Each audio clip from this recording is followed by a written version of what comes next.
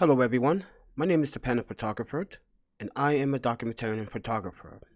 And earlier yesterday night or late last night, I made a video about the Jacob Blake shooting. And at the time I was watching footage that had no audio, and I read some of the comments. Some of those comments are very disturbing, but hear me out.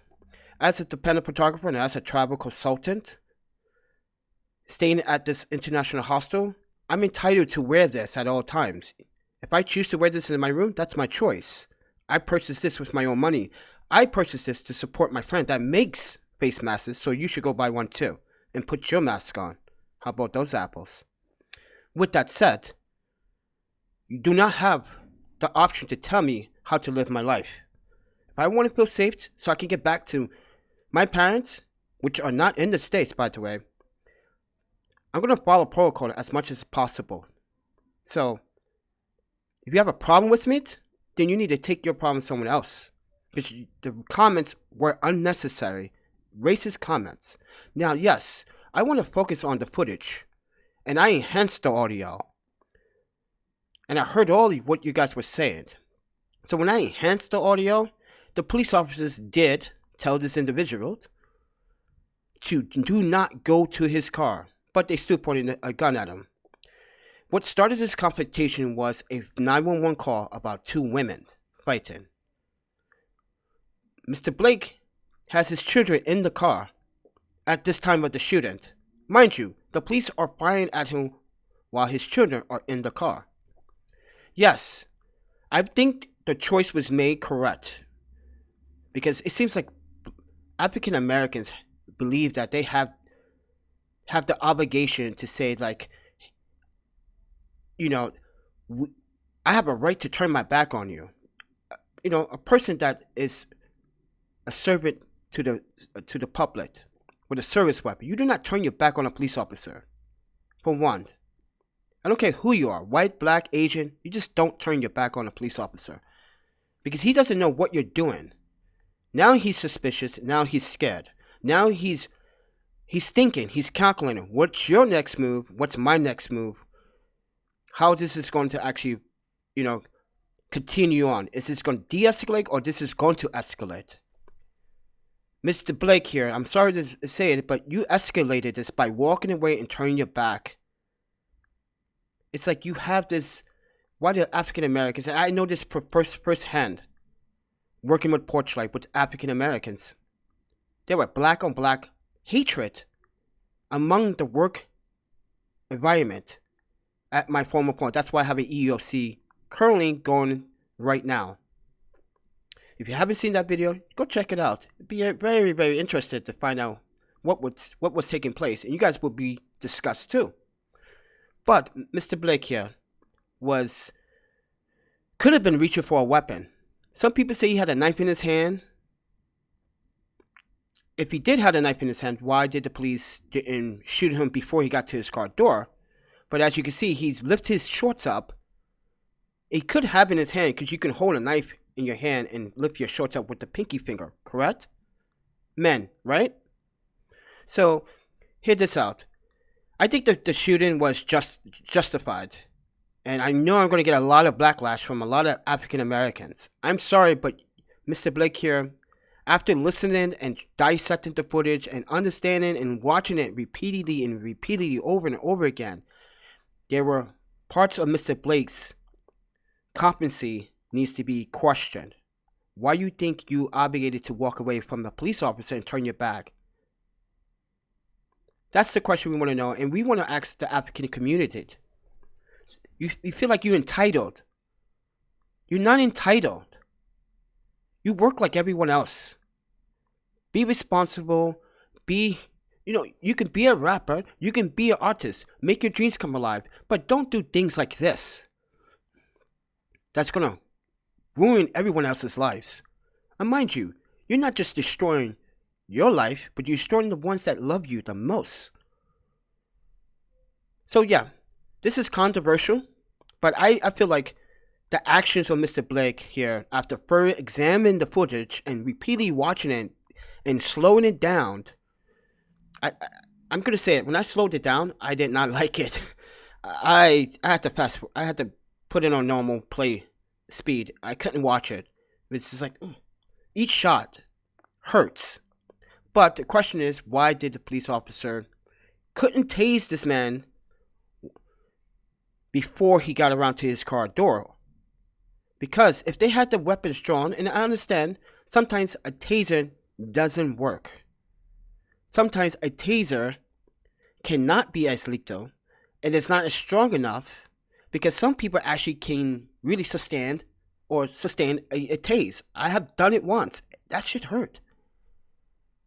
I don't like guns. I'm an archer. I grew up in Japan, been raised and understanding the culture. The police don't do things like this. They don't shoot. If they need to obtain you, they will beat the crap out of you with batons, and those hurt. So, in this situation, you got to take it from me. I have been subject to a number of different police encounters, like in San Jose. I got a ticket for taking pictures in the park, but the other guy was taking pictures in the park, didn't get a ticket. He got a warning. But mind you, I'm not a resident, I'm a visitor, he's a resident. Another instance where I got a ticket for, apparently, I was trespassing on a public sidewalk. I was walking by. I don't understand how I'm trespassing. And first and foremost, San Jose University is open to public. But anyway, I digress on that. But what I'm trying to apply here is that I'm not entitled to anything.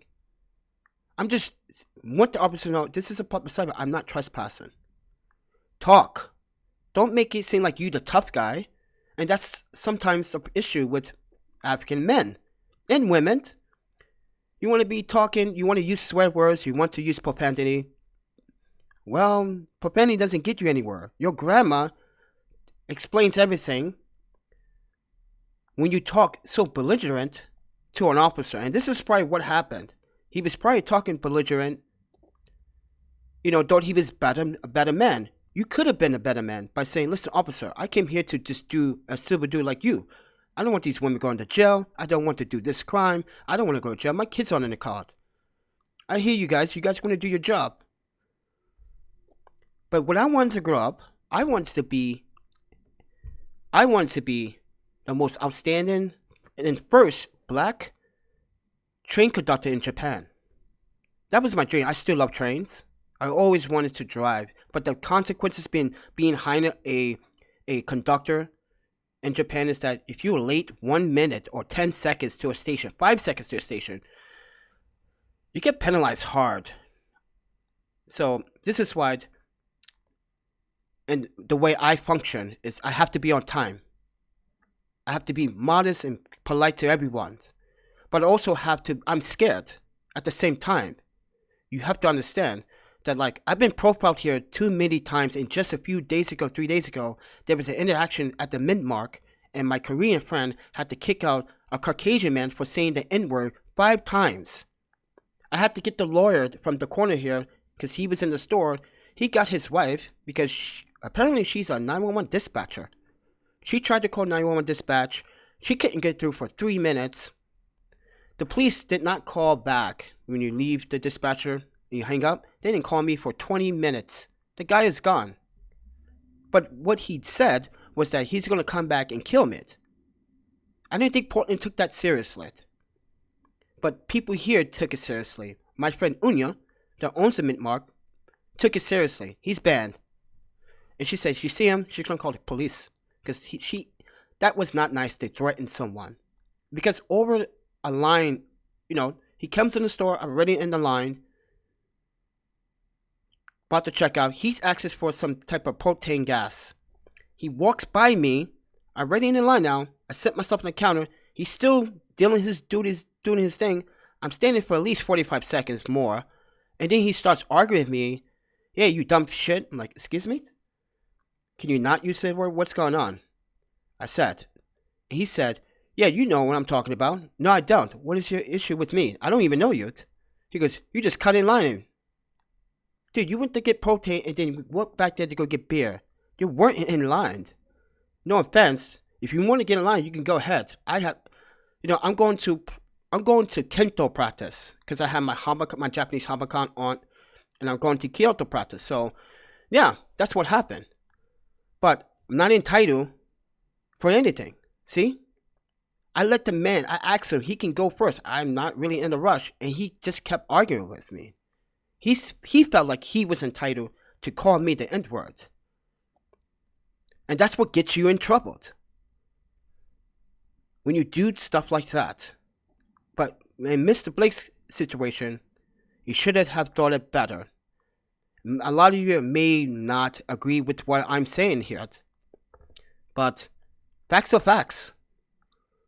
The video clearly shows that he was not compliant and belligerent, and I enhanced the audio so badly that even the gunfire was overbearing over my headphones. So, if you want to hear the audio, I'll let you hear the audio.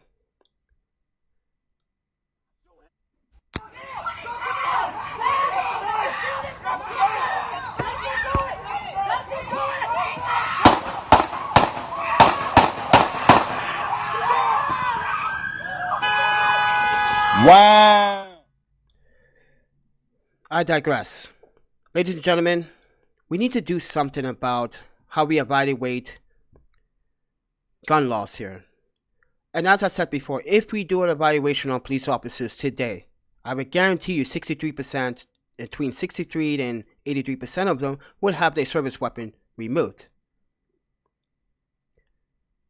In this situation, lethal force was probably most likely needed to be used because we don't know if this man had a weapon or not. But the records show that there's no reports of it saying that he had a weapon.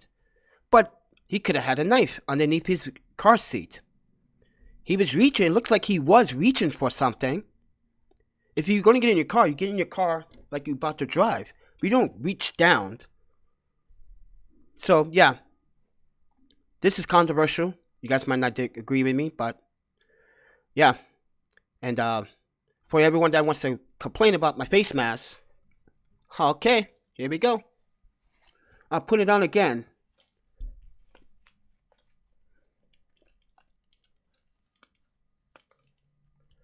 Because it's hostiles policy. How about that? If I don't follow policy, I get kicked out. So, if you go to a hotel right now, they can tell you to do the exact same thing.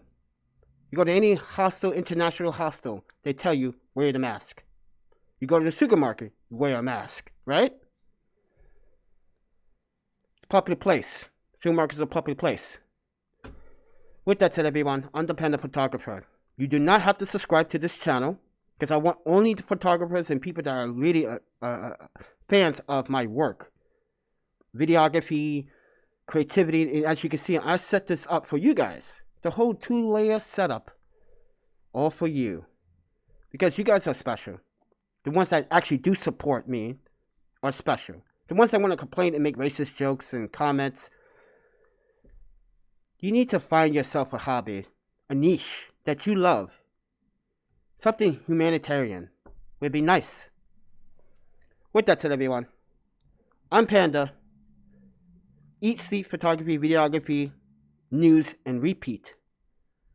And I will see you guys in the next video. You guys take care of yourselves. Happy shooting.